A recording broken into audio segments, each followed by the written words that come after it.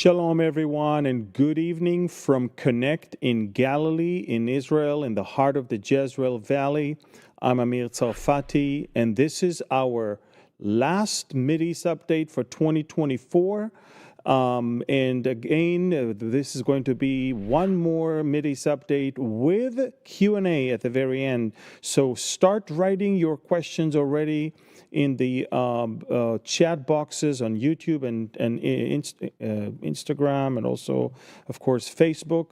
My team is collecting the questions, and when the time comes, I'm going to get it onto my phone and answer them as well. But we cannot start without a prayer, so let's do that. Father, we thank you so much.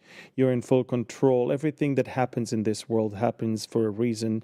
Everything that is going on has been already foretold.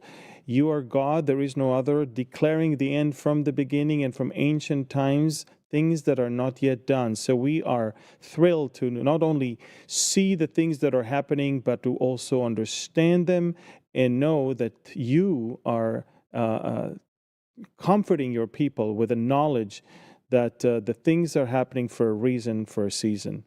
We ask that you will bless this time of our reporting of news and connecting the dots when it comes to the Bible. We ask that you will bless Nadav and Shira in the control room, and that you will also take care of all the technical aspect of this broadcast. Also, we ask that the questions will be relevant and that the answers will be with all the information that is needed. We thank you again in Yeshua's name. Amen. Shalom, everyone. Again, this is Ts'al Fati. I am live from Connect in Galilee. It's so good to see you all again. Believe it or not, we live in historic times. We see miracles upon miracles upon miracles here in this country. We fight in 7 different fronts, and there's not a single day that we don't experience firsthand the good hand of God. And this leads me to the first topic I want to talk about, and that is, over the past 7 days, 2 ballistic missiles and 2 drones were making their way from Iran all the way to Israel. Unfortunately, the ballistic missiles not only made it through the Israeli defense system, but managed to actually fall and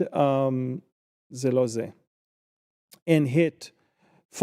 Take a look at a school and a playground.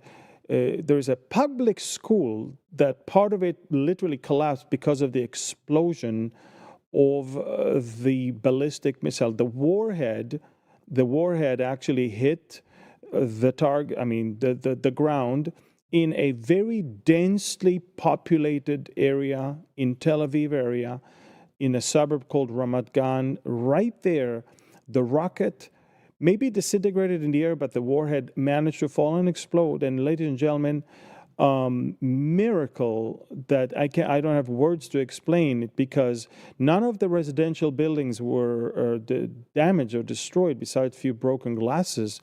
What has been destroyed was a school, public school for elementary school. And take a look at the fact that the school that was damaged, and in parts of the videos we can see that the collapsed roof of that building. The good thing is that it happened in the middle of the night and no one was there.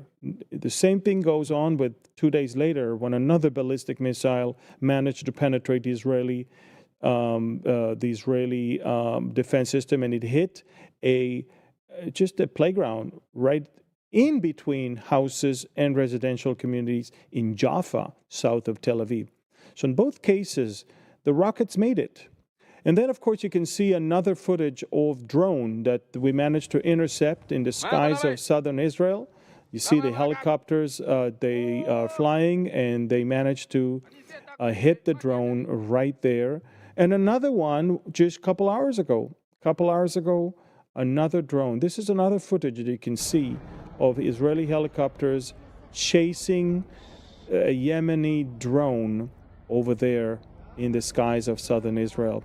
So, folks, what I'm trying to say is basically that we have one proxy of the Iranians that is still committed to continue and attacking Israel for no apparent reason. I mean, if you really think about it, Yemen is very far. Take a look at this map that we prepared for you. Take a look at Israel and look how far Yemen is. It's more than 1,100 miles away from Israel on the tip of the Red Sea over there. And they sent those ballistic missiles into the atmosphere and then all the way above the atmosphere and down to hit the single most populated area of Israel. And thankfully, only minor injuries from pieces of glass, or for the most part, people were injured themselves when they were running to the bomb shelter. I mean, in the middle of the night, you think the war is over, and suddenly the siren goes off, and people were terrified, and some of them fell and hurt themselves, and that's it, folks. It's unbelievable. Rockets that fell in the heart of the most populated area in Israel, and no one was killed. And thankfully, areas that were supposed to be loaded with children, they were with no one because it was in the wrong time of the day for victims to be there. So, folks, again, amazing miracles. And I've been watching and seeing those miracles throughout the last 14 months. And I have no words. I mean, he that keepeth Israel neither slumbers nor sleeps. We see that. We live that. This verse is not just a verse in a page of the Bible. It is a reality for us, the Israelis here in the land. Now, a lot of you are probably asking, Amir, what's going on? Are you striking back in Yemen? Are you allowing that? Well, of course, Israel did strike at least 3 times over the last few months. In fact, Netanyahu just said a few minutes ago that our strike in Yemen were not the first and not the last. And take a look at what we did a few days ago in Sana'a, in the capital, and also in the Hodeidah port. We destroyed the tugboats, and we destroyed a power plant, and these are the skies of Sana'a a few days ago. The U.S. led coalition also conducted a few strikes as well, and we know that it took place yesterday. We also know, folks, that at least one American F-16 was shot accidentally by another U.S. warship. Thankfully, the 2 pilots were recovered. One of them was slightly injured. And the Yemenite Houthis immediately took responsibility as if they shot the fighter jet of the U.S. Air Force. Now, what's going on with those Houthis? What's going on with Yemen? Who are they? What do they want from us? So take a look at the map that shows you more or less what Yemen looks like and who controls what there, so you can understand what's going on there. So this is Yemen. It's a huge country. A lot of it is desert, but it's also a country with a lot of resources and gas and oil and other things. What you see here in the map is that the red part is the part that is controlled by the Houthis. The green one is controlled by the government. The government that is assisted by Saudi Arabia, and the brownish one is Al-Qaeda branch of Yemen. So Al-Qaeda is Sunni, and the Houthis are Shiites, Zaydis Shiites, and you can understand that the Sunni-Shiite battle is even there. Now, we prepared a little ID card for you to read about who these people are. And I want you to know that at any given moment later on, you can pause the video and read carefully everything that is there. But basically, as you can see, this organization, in fact, it started in the 1990s only in northern Yemen, and it was named after their leader, their founder, Hussein Badr Din al-Houthi. That's why they're called the Houthis. But the real name is Ansar Allah. And in the very beginning, it was just against the government of Yemen, accusing them for corruption and other things. But remember, these are Shiites against Sunnis, and since the government was Sunni, it was very easy for the Shiites to accuse them for corruption. But what I'm trying to say is that later on, when the Iranians noticed that there is an opportunity, they adopted Ansar Allah and started equipping them with rockets and with drones, and give them money and bring them experts to train them, experts that came directly from Iran, experts that came from Hezbollah. And the Houthis became basically the secret weapon of Iran to threaten the whole trade in that part of the world. Now, let me make it very clear that you understand. The Houthis will say and do what the Iranians cannot say or do. Take a look at the flag of the Houthis. The flag of the Houthis in Arabic says the following thing: Allah is the greatest, death to America, death to Israel, a curse upon the Jews, and victory to Islam. This is the official flag of the Houthis, of Ansar Allah. Now, this is exactly what the Iranians think, but they will never say it. This is exactly what the Americans want to do, the Iranians, This is how the Iranians, the Ayatollahs think, and they cannot say it. So they let their mad dogs, the Houthis, those, cavemen, they're just chewing on some narcotics all day long, and they're high 90% of the time. And they let them do the dirty job of just shooting everyone, shooting everywhere, doing whatever they cannot do.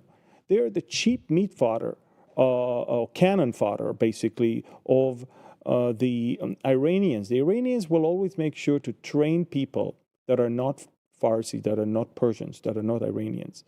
And so take a look at what Israel did in our attacks. We understand that their main concern, of course, is the export and import, and we understand that this is exactly how Iran is equipping them. So what we did, not only did we attack targets in Al-Hudaydah, but also we attacked targets in Ras Isa, and these are the oil depots, as well as the cities and the ports. And then, of course, you have more and more and more attacks on key locations in the area that is controlled by the Houthis in Yemen. Now remember, Israel may have struck Yemen, 4, maybe 5 times. The coalition attacked over 50 times. But take a look at the route of the attack, because it's supposed to send you a message. Take a look at the map of the actual route of the attack from Israel all the way to Yemen. Take a look at the very long stretch from the Southern Air Force Base. Take a look all the way to Yemen. Why am I saying that? Because it is almost equivalent to the distance from the Israeli Southern Air Force bases to where? Take a look. Now I'll show you where the future is. Exactly. Iran. So remember, every time when we attack in Yemen, we are already practicing our soon-to-come attack on Iran. It's the same, technological and, of course,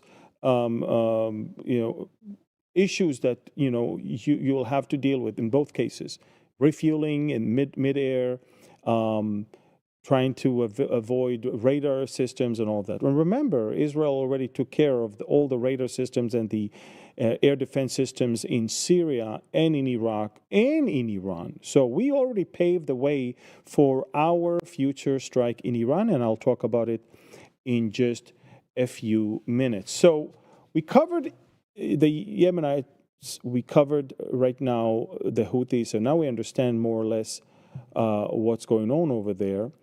I think it's time to move to Syria, because this is quite fascinating what's going on over there.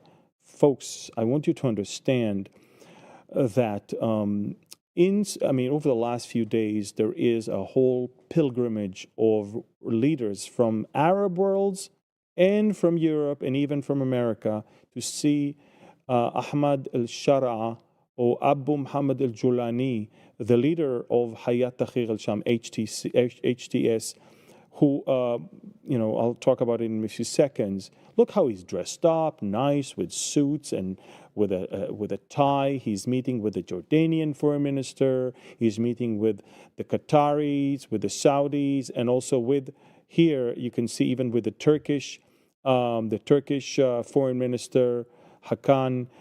They had coffee together. They even looked all the way down at Damascus from the mountains above Damascus. They had time. But I want to remind you who this man is, because a lot of you, so take a look. Let me explain right now.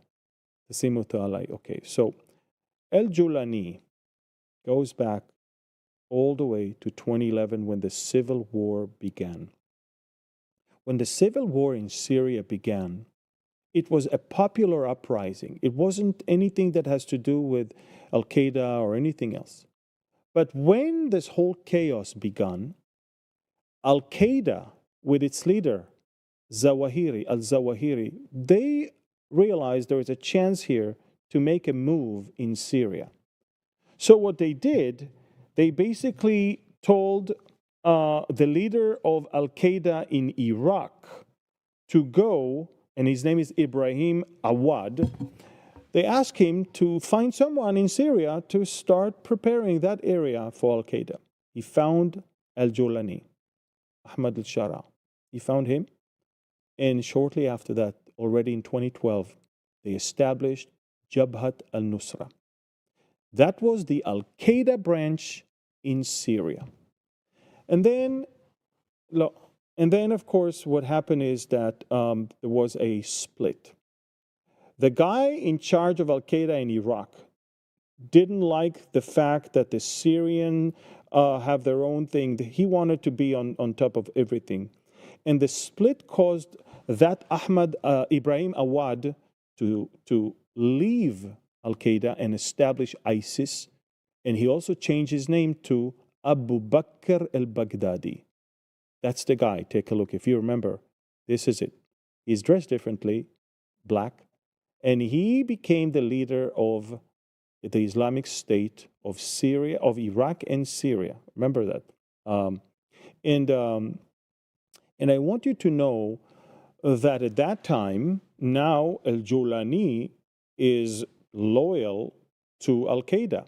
But because he was loyal to Al-Qaeda and it was still affiliated with them, he was bombed by both the Americans, the Russians, the Turks, everybody. And so he asked permission to break the oath or the allegiance between him and Al-Qaeda so he can act independently. And this is when he started his own thing. He actually received permission from al-Zawahiri because al-Zawahiri said, I don't care if he's called Al-Qaeda or not, as long as he managed to topple Assad, that's what we want. And so in July of 2016, that is the split that took place, and Al-Julani is now declared as a leader, detached from Al-Qaeda, and finally they showed his face. Look at his face. That's him. Now, if that looks familiar to you, it's because they wanted him to look very much like Osama bin Laden. Same coat, same scarf, same head wrap, everything. And why is that? Because Al-Qaeda said, you may be leaving us, but we want you to not look like the one who left us not in good terms. We don't want you to look like al-Baghdadi. We don't want you to look like that guy that is dressed black. We want you to look like the mythological leader of Al-Qaeda, Osama bin Laden. So that guy that you see that is meeting with everyone today, dressed with a coat and with a tie and sits with world leaders, this guy that America within 10 minutes, America removed the bounty of his head, $10 million bounty. That's it, no longer. It's crazy. This guy in 2016, during the declaration of the separation from Al-Qaeda, when he was no longer with Al-Qaeda, I'm going to read to you what he said. First, our aims are establishing a religious regime in Syria, implementing Sharia law, unifying the rebels and overthrowing Assad and his supporters. He did that. Protecting jihad in Syria, addressing the daily needs of Muslims in Syria, that is the Sharia state, and ensuring security and stability for all citizens in Syria. Do you understand? Even after the separation from Al-Qaeda, Jolani and his followers still announced their intention to establish Sharia law. And on my Telegram channel, if you haven't downloaded it, you should. I posted there a few videos of what in Syria, under Sharia law, what they do to women. It is... Now, I'm not going to show it here because this video will immediately be banned by YouTube. But I want you to know that a very, very, very bad future is about to take place, to be upon women in Syria. Now, Ismail Assad, by the way, what you just saw, she filed divorce from Assad while both of them are in Moscow. But it's a different story. But I want you to know, folks, this Jolani is Al-Qaeda in his soul. He's a jihadist in his soul. He wants Sharia law in his declaration. And all that you see now with the tie and the suit and the new modern clothes and all the peace, honey dripping words from his mouth, it's all part of the deception that we've seen already from Hamas and others. Now, after October 7th, I don't believe any one of those people. And this is exactly why the Israeli government is doing what it needs to do in northern Israel on the Syrian border. And I want you to know that over there in Syria, our tanks are going in, and our troops are clearing every village and every town that is close to our borders. And trust me, I want you to know something. They've seen what happens to houses that are used by terrorists. In Lebanon and in Gaza, those houses are gone. So voluntarily, all of the people next to our border are taking all the weapons and all the ammunition and give it to us. They say, take it. We don't want it. Just don't touch our houses. We want to live here. We're tired of war. We don't want to fight you. We don't want anything. Just take the weapon, take the ammunition, take the RPGs, take the hand grenades, take the AK-47s, take the shoulder missiles, take the landmines, take all the explosives that we have. Take it. Just don't hurt us. Don't hurt our houses. Leave us, standing here, and we want to stay here. This is what's going on in Syria. And while this one is going on in Syria, even in Lebanon, Israel is still operating. We still have 30 more days until we need to pull out of southern Lebanon. And every single day, we demolish more houses where we find more infrastructure of terrorism. We destroy more tunnels and more headquarters, and we find more and more and more things. This Hezbollah is so sick that it used almost every house in southern Lebanon as a hub to hide or people or weapons and to operate from. So it has to be clearly stated that the deterrence is working. And now in Syria, you see they don't want anything to do with hurting Israel. Jolani said we have no intention to fight Israel. Even today, there are reports from southern Syria where they say we already talked to the Israeli government that we have no intention to fight with Israel. We want just to rebuild Syria. Do I believe them? No. I don't believe a single Muslim that lives around me because of, just saying, I want peace with Israel. Now, some of them may not want to destroy Israel, but it's enough for the others who do want for me to say, I don't trust anyone. I do what I need to do in order to clean the area so a threat like October 7th will not rise up again. That's it. The days where Israel was innocently believing its neighbors and their, fake intentions, those days are over. We don't trust anyone.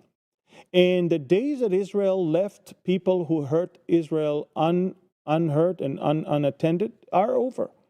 Every one of the militias, of the proxies, of the terror organizations, every leader, all of them are going to pay the price, because that's the only language the Middle East understands. The only one. Now, we talked about Yemen and we talked about Syria. Let's talk about Turkey for a few seconds. And it's important that you understand one of the biggest winners in this whole fall of the Assad regime is, of course, Turkey. But don't fall into this whole Turkey is great and it's an empire. Let me tell you something, folks, about Turkey, okay, so you understand. And I posted it also on Telegram. They act like the Ottoman Empire. We're big, we're big, we're big. And look what they say. Look what the partner of Erdogan just said yesterday. If Damascus has been conquered, the conquest of Jerusalem is also close. This is the leader of the Nationalist Movement Party in Turkey, who is a member of the coalition of Erdogan. Now, why am I saying all of this? They're talking and talking and talking, but do you know what? Let me tell you something. The lira, the Turkish lira, its devaluation is just unbelievable. It's 35 liras to $1. Within 1 year, it lost 20% of its value, and within 5 years, it lost 500% of its value. The interest rate in Turkey is 50%. The inflation is 47%. Do you understand? I guess the Sultan needs a war in order to revive its economy. Take a look at these headlines on all the news outlets that you can clearly see describing what's going on in Turkey. Erdogan gave everyone cheap loans, and now it's time to pay them. And the payback is just not going well. And so it's default, and the money that Erdogan borrowed is now much more than he can pay back. And there comes the inflation, then comes the lack of foreign currency in his banks, and there comes the high interest, and of course, you see devaluation of it. So what are you going to do? Start a war.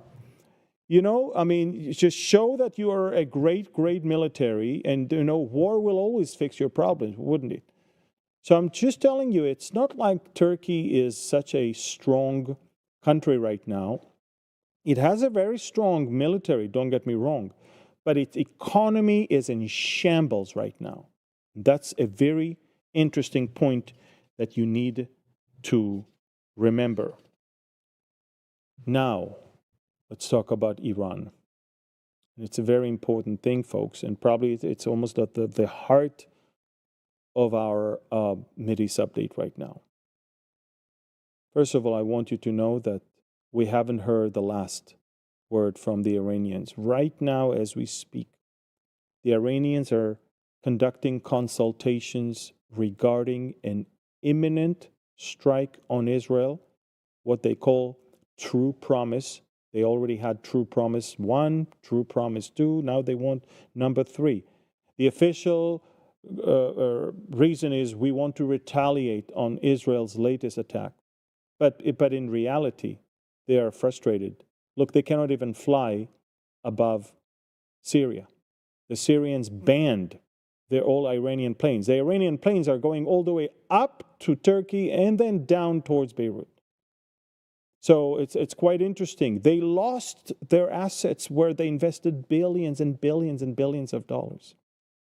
But I want you also to know, folks, the Iranians understand that not only that they lost assets outside, but they also understand that they're losing the power inside. So the deputy commander of the Revolutionary Guard intelligence organization, look what he said. 65 to 68% of the Iranian people think that Iran must respond with an attack on Israel, even if it leads to war, and we are preparing to do so. That's what he said. They understand what it takes. Look at how people are laughing at the Iranian axis of evil, that crescent, the Shiite crescent in a cartoon, how it's being shattered to pieces. The entire Arab Sunni world is laughing at Iran right now. Iran wants to restore its deterrence, its image. Iran wants to somehow gain access back in Syria and back in Lebanon. Iran wants to maintain Hezbollah's remaining power. Make no mistake. Don't fall into pride and arrogance when it comes to Hezbollah. Hezbollah may have lost thousands of people, but they only lost 10% of their manpower. 10,000 Hezbollah terrorists may have died, but they have 100,000. And we also believe that Hezbollah somehow is still having some long-range or medium-range ballistic missiles it supports to become actively used when Israel goes after the nuclear program of Iran. So Iran is still banking on the remaining power of Hezbollah to do something. So folks, you need to understand the Iranians are not only not abandoning their nuclear program, it's the only thing they think about right now. They lost everything else. What else can they do to become or to remain power with deterrence and some respect? They look at Pakistan, they look at India, they look at North Korea, they look at countries with nuclear weapons, they say, we want also. And so if we have it, nobody would touch us. So right now, as we speak, there are consultations in the highest places. Look at what the head of the Mossad, Dadi Barnea, said the other day. He basically said, and all of these are from my Telegram channel, so I highly recommend to follow it. He said that instead of going after the Houthis, whenever the Houthis attack, we need to go straight to Iran. Straight to Iran. And again, hit the head of the snake. Folks, let me explain. In the last 24 hours, in the highest places in Israel, we are seriously considering a strike. Now, we call it preemptive strike, so the Iranians will not have their strike. The Iranians call theirs preemptive strike because they think Israel is about to strike them, and so every side calls it preemptive strike, but in reality, we're waiting to see who's going to blink first. And in reality, everything Israel did in Iran so far, and we did it twice so far, everything we did. And by the way, they attacked us twice, in April and in October. In the middle of, the first one was at 3 a.m., the second one was at 8 p.m. We're talking about hundreds of ballistic missiles that were fired from Iran towards Israel. And if you remember that. But what I'm trying to say, folks, is that Israel is going to seize the moment. And Basimuti, what I'm trying to say, folks, is that over the last 24 hours, in the highest places in Israel, and over there in Tehran as well, they know exactly what we're talking about. The deliberation and the consultation and the talks are about an imminent strike. And so, as I said before, it's now the question of who strikes first. It's not if, it's when and who does it first. And I want to tell you, folks, there's a very good chance that we will have to do it before January 20th. And that's not going to be easy, and it's not going to be pretty, because you and I know that we prefer to do it with the blessing of the U.S. administration and even the assistance of the U.S. administration, because attacking the nuclear sites of Iran is much more difficult than destroying air defense systems and radar systems. But we need to. We don't have a choice. They are very much so almost there. And they know exactly what we're planning, so they might even try to strike first. So stay tuned, because things are going to escalate much sooner than you think. And I don't think the Middle East can handle this type of suspense until January 20th, when Iran is the laughing, poster in the Middle East right now. They cannot bear that shame and the anger and the frustration of all those generals there. Every day, one says, more nasty things than the one before, the day before also. So watch it very carefully, because things are going to escalate very, very quickly in the next few days. Let's talk about Gaza, folks. There's a lot of talks about a hostage deal. To be honest with you, it's not substantiated, because Hamas is not giving us the names. Hamas is busy with propaganda and with psychological warfare. So every Saturday, they release some stupid video or some cartoon that they make. This is the latest cartoon of Benjamin Netanyahu's son enjoying the sunny Florida, whereas our hostages are in tunnels in Gaza. Now, why am I saying all of this? I'm saying all of this because you need to understand that of the up to 40 or maybe 40-something living hostages, they're not all in the hands of Hamas, and they're not all in tunnels. They're held by families, by organizations, by families in homes, in houses.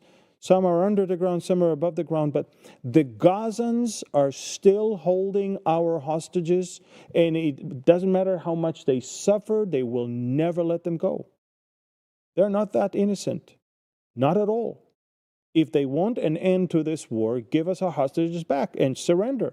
They don't want to. They don't want to. So I'm not sure who is innocent over there, but I will tell you, if you look at the map of Gaza, Israel continues to operate. We have already paved asphalt roads on the corridor, the Philadelphia corridor, the Netzarim corridor.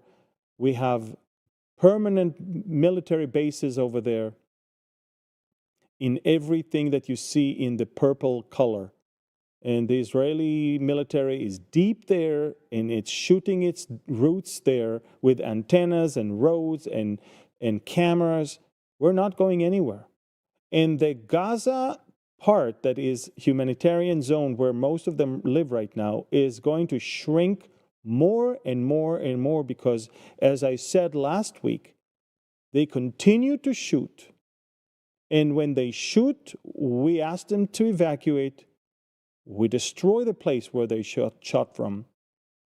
And then, of course, they shoot again from another place. We evacuate them. They shoot again and again and again and again and again. They don't want to give up. And as long as it happens, and as long as they continue to shoot, and as long as they continue to hold our hostages, the war will never end. And that's what Netanyahu is telling the whole world, and to Hamas, and to our stupid opposition, even in our own parliament. There will be no end to the war in Gaza until Hamas is surrendering and the hostages are back in our hands. If you suggest that there can be any different end, you are empowering Hamas. You're giving them the hope to stay in power and to keep holding the hostages. They need to know that they lost Hezbollah, they lost Iran, they lost, even, by the way, I don't know if you know that, but I don't think I shared with you, but a senior pro-Iranian militia official in Iraq even told the Lebanese newspaper Al-Akhbar that it was decided to stop attacks against Israel. So even the militias in Iraq went under the ground and they started, okay, we stopped the attack on Israel. So Hamas lost Hezbollah, the militias in Iraq, the Syria, the Iranians, everything. Now they're cornered. That's the time to hit them hard. That's the time to not allow them any ounce of hope that they can still stay in power. And of course, the humanitarian aid gives them hope because they steal it and then they sell it in exuberated prices. That's why we're very encouraged to hear from President Trump, as you can see, something about that thing about the humanitarian. Take a look at this. Take a look at this. Reports that Trump sent a message to Israel, I will not insist on humanitarian aid as Biden did. Now, remember, it's not like we want to starve people, but the humanitarian aid eventually is not arriving in the right places. It sustains Hamas. And as long as Hamas is there, no one will ever want to go in and take control of Gaza instead of Hamas because they will be killed by Hamas. So instead of stopping the aid, letting and drying it, and letting us go in and destroy Hamas, the world, led by Biden, is insisting that we give them more aid and more aid and more aid. And remember, every truck that you get into Gaza is another day for Hamas to stay in power. Every truck, it's not, you see, it's not that the people enjoy it. You don't understand. People, I don't get it. What are you doing? Are you out of your mind to allow food and supply to a terrorist organization that you know that they're taking over the trucks and they're stealing everything? First, they stockpile everything for themselves, and then they don't even give it to their own people. Everything the countries are giving for free, Hamas is selling. So they can not only have their supply, but they can have money. And with the money, they recruit more people from among those that have nothing to lose anyway. That's how stupid this current U.S. administration is. And that's why Trump intends to put an end to it. Enough is enough. Now, I can tell you for sure that the hostages are not back and Hamas is still in power and the war is still going on because of the U.S. administration and its stupid insisting on us sending more and more and more and more and more and more humanitarian aid. That's it. And by the way, speaking of President Trump, the whole world is now getting under a lot of pressure right now. I mean, take a look at what he just tweeted this morning about Panama. This is Trump's renaming the Panama Canal to the United States Canal. Now, why is that? Because, you know, there's three elements that are afraid of Trump. The evil axis of evil, the evil people, the users, and the abusers. Evil, users, and abusers. Europe is afraid because he's asking them to pay what they need to pay for the expenses of NATO. He told them 5% of your GDP should go to cover your part in NATO, and they're afraid.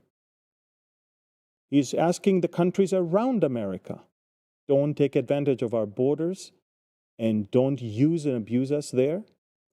And of course, countries like Panama, where the canal was giving to them for free, not to then charge arms and legs for every American ship that is going through it.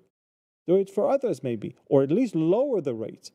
Trump is about to bring back the not just deterrence, but the dignity of this nation that has been lost for such a long time. And with that, I'm telling you, all the scumbags are now running hysterically. They're what are we going to do?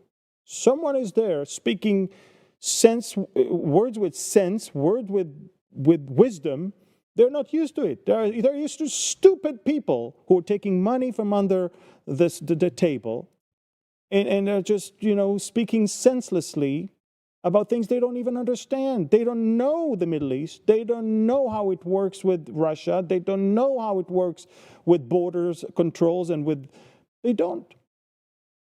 Unbelievable. And they don't only push for immigration into America, they push for immigration into Europe. And every year Europe has Merry Christmas, and it's not exactly a merry one. And they always try to cover up. They will never tell you who is the terrorist that performed the terrorist activity in a Christmas market like the one in Magdeburg. They immediately said, oh, he was anti-Islam. Are you kidding me? The guy was praising Hamas. That's why it's interesting how the Islamist terrorist that attacks, take a look at what Visegrad said. Where is it that you have no terrorist attacks in any Christmas market in the last decade? Not in Poland, not in Hungary, not in Slovakia, not in Czechia. Why? Because they did not take uncontrollable amount of jihadists into their territory. That's exactly the case. And what happens in Germany every year, if it's in Berlin or in Magdeburg this time, and they will always hide the real intention. Look at this headline in the newspaper. They are checking what the motives were. There's a newspaper ad. Take a look. Beiton. Here. German officials are trying to understand the motives of the Christmas market attack. What could be the motives if a Muslim drives into a Christmas market for Christians, where Christians go on a Christian holiday?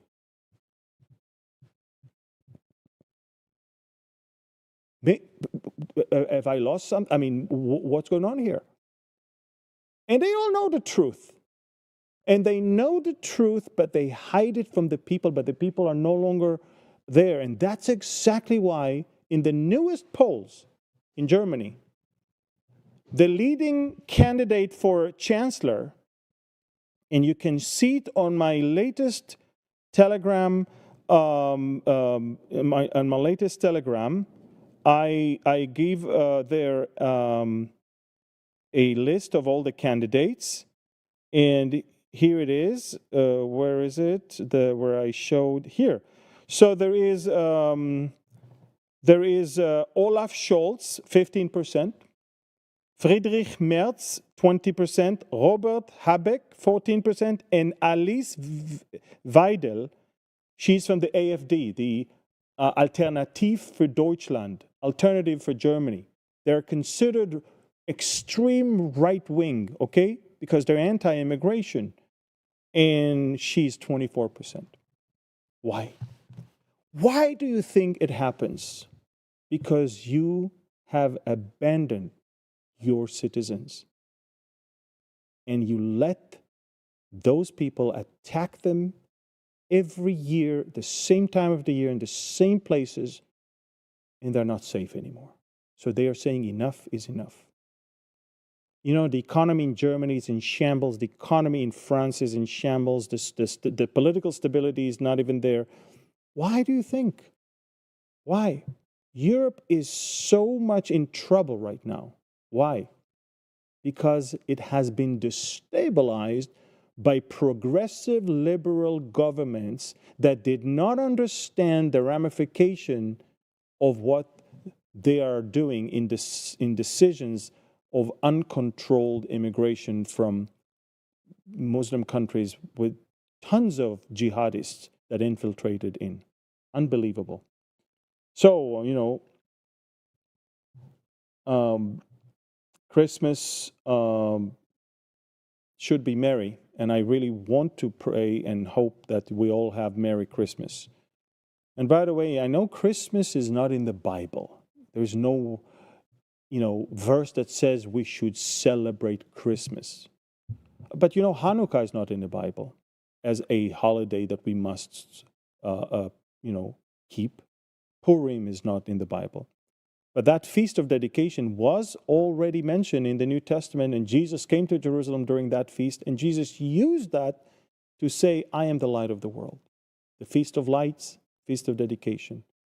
So sometimes there are traditional holidays. Sometimes for some people it's just tradition, but it's the right time for us to claim who the right reason for it is all about and what the right reason. And He is the reason for the season. So instead of fighting it, use it and give the people the reason for the season. And now it's time to answer your questions. So I'm going to see what my team has already collected. Okay, so here it is. Amir. Daniel wrote, what will it take for Israel to be without walls of Ezekiel 38? What will it take for Israel to feel safe again? The removal of its enemies. I can tell you that if we're going to have peace with Lebanon, and if we're going to make sure that Syria is completely demilitarized where we are, and if there is no Hamas and there is no Islamic Jihad, well, this is it. And we're on the way to get there. Stan is asking, will Turkey invade the Kurds? Absolutely. Stan, let me tell you something. That look at my Telegram channel. Up there, you can scan and download it. I just reported the Turks are amassing forces near Kobani. They are planning an invasion. They hate the Kurds more than anyone else, and they want to put an end to the Kurdish presence in northern Syria. Sasilarto is asking, is there any progress or update regarding the normalization between Indonesia and Israel? By the name, I guess you are Indonesians. I believe that once Trump is in office and Abraham Accords will be renewed with more participants, I believe that in the next batch will be Saudi Arabia, Indonesia as well. So it's just a matter of 2-3 months, according to what I estimate. Chino is asking, do you think that we are going to get raptured in 2025? Chino, we can be raptured in 2 seconds. So, I mean, I hope we will be raptured, but if it's not going to happen, I will continue to hope, because that's exactly how Paul lived. He said, if you remember, that the dead in Christ will rise, and we that are alive and well will be caught up together with them in the cloud to meet the Lord in the air. So my point is, we need to live with that hope, the blessed hope, and we need to eagerly wait for that to happen, for Him to come in the clouds to take us. Kate is asking, is the Isaiah 17 prophecy actually about the Assyrian destruction of Damascus or current damage? Thank you for asking that. Isaiah 17 is not yet fulfilled. Assyrians did not cause Damascus to be uninhabited. The proof is it is inhabited. The proof is it is still here standing. And the prophecy is not fulfilled yet. The prophecy, you see, many times in Bible prophecy, there's dual meanings. There is, just like Antiochus Epiphanes was a type of the Antichrist, in many ways, he was, having things that in a smaller scale would be performed later on by the Antichrist. But it was just a prototype. It was just a forerunner. It was just a type. So whether the Assyrians destroyed Damascus, then it was a I would say a way to show that Damascus in the future will be destroyed. But the destruction of Damascus by the Assyrians has never been so total, and it has not been to the point that it is uninhabitable. And you can bet that this is what's going to happen according to Isaiah 17, and it falls under the definition of what Isaiah 46 says, I'm God, there is no one like me, declaring the end from the beginning and from ancient times, things that are not yet done. Michael is asking, what is Israel going to do with all its POWs? It seems Israel is building a hostile army within itself. No, we're going to try them and hopefully execute them. We're not building any army. We're not going to keep them in prison for too long. Once the war is over and there will be, there will be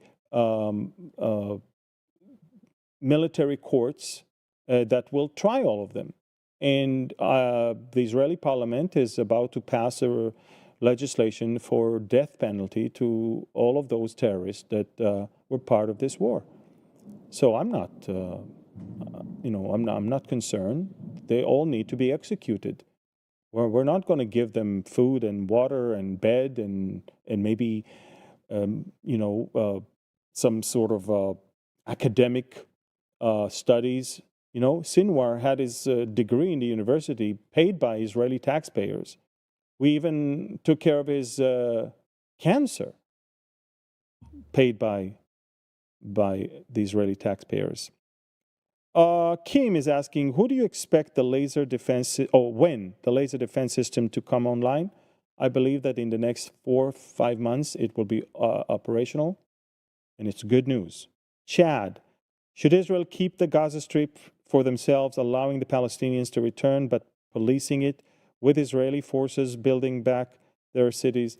Look, Israel has made it very clear. There are places in Gaza we will never leave. We will not leave the Philadelphia corridor, so weapons will not continue flowing.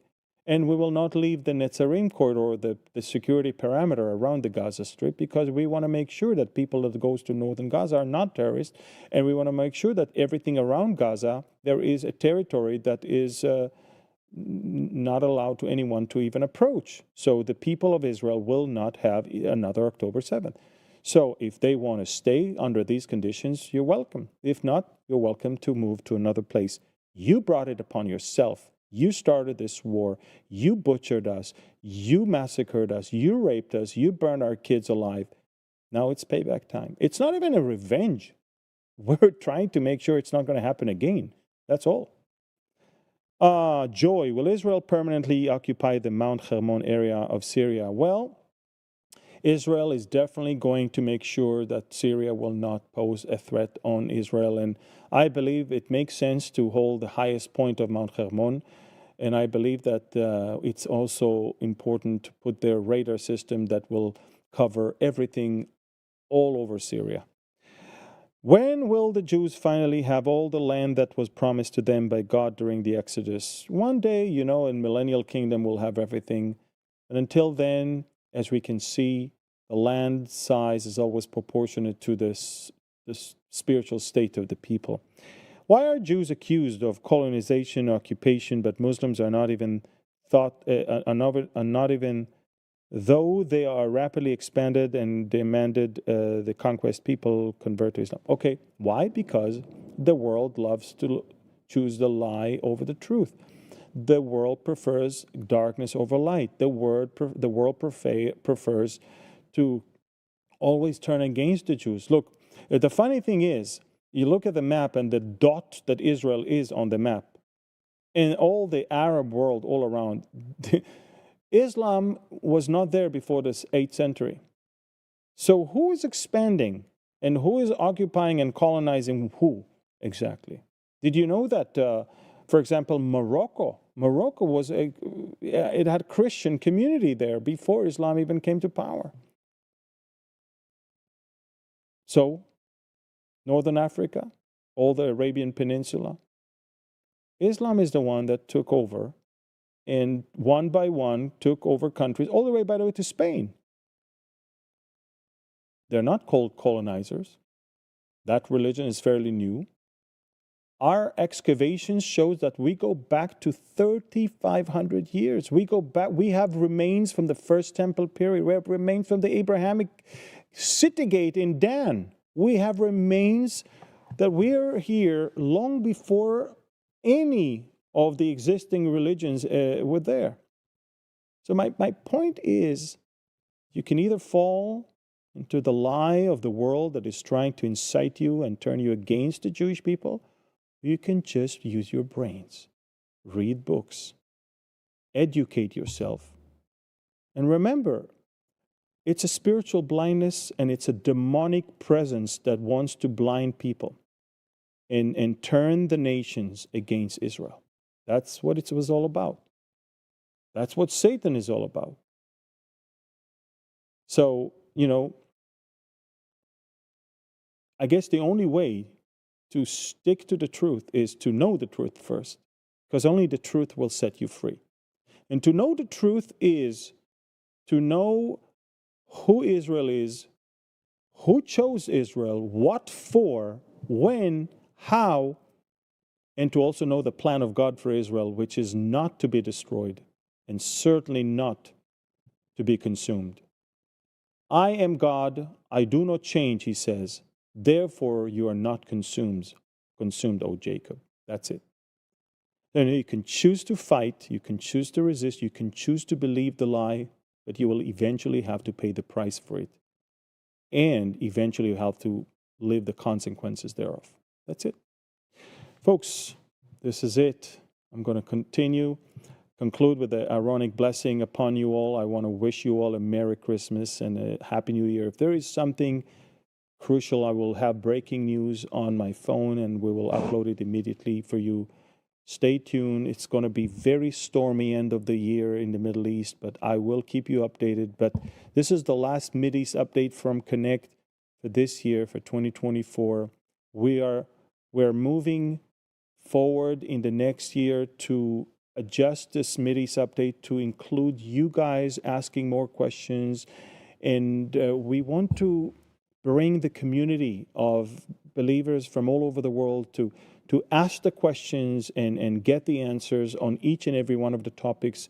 So we don't just report things, but we also answer questions and educate where you actually have the need. So let me conclude with the Aaronic blessing. Yevarechecha Adonai v'yishmerecha, Ya'er Adonai panav elecha v'yichuneka, Yisa Adonai panav elecha v'yasem lecha shalom. The Lord bless you and keep you. The Lord make his face shine upon you and be gracious to you. The Lord lift up his countenance towards you and give you his shalom, his peace. The peace that surpasses all understanding, that can only come from the Prince of Peace. He is also the Lord of peace, and he can give you peace now and forever, here and everywhere. His name is Yeshua, and in his name we pray. Amen. Amen. Download Telegram. Share this Mideast update with as many as you can. Thank you for everything. Merry Christmas. Happy New Year. We'll be in touch with Q&As and other things. Tomorrow we're going to talk about Hanukkah as well and even more. Thank you. Shalom and God bless you from rainy Galilee. Thank you. Bye-bye.